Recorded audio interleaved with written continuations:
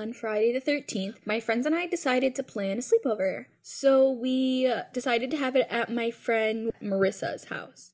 So we were at her house and we had some dinner. It was really good. We actually had some masticholi. We were just sitting at the table talking, and one of my other friends, we'll call her Haley, she was like, oh my gosh, we should go play the Ouija board now, because they knew that I brought it. So I was like, okay, let's go. Let's go in the basement. It'll be like fun. So we're playing, and I start getting really freaked out. I'm like, oh my gosh, we're gonna get possessed, like, oh my gosh. Because I was so scared that, like, because we talked to this really mean ghost, I thought we were, but it was really spelling something else out.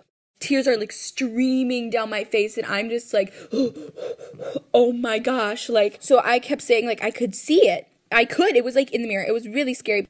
So then I was like, we need to talk to it again to see what it wants. We talked to this ghost named Dan, and his wife's name is Gina, and he kept saying 40 cuts in the bathtub, and then like 790. We looked it up. It means love and like comfort.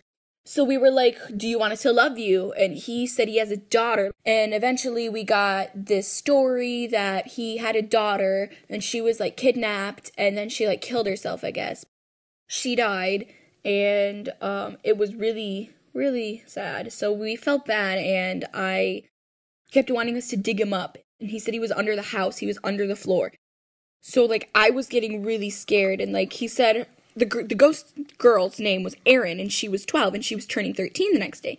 So we were like, do you want us to sing happy birthday? And he said yes, and we said at midnight, and he said no, and I said what time? And he said 6. So I was like, oh gosh, we have to wake up at 6 in the morning. So then, like, everyone started getting creeped out, so we had to, like, stop because not everyone was, like, comfortable with it.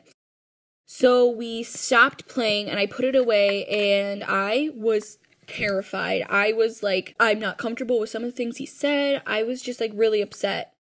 So I called my sister and I was like, dude, this is what happened. And I told her the story, and I was like, I am so scared. I was crying. Like, it was bad. I was crying really hard, and I was like, I don't want to get possessed. So she's like, oh, it'll be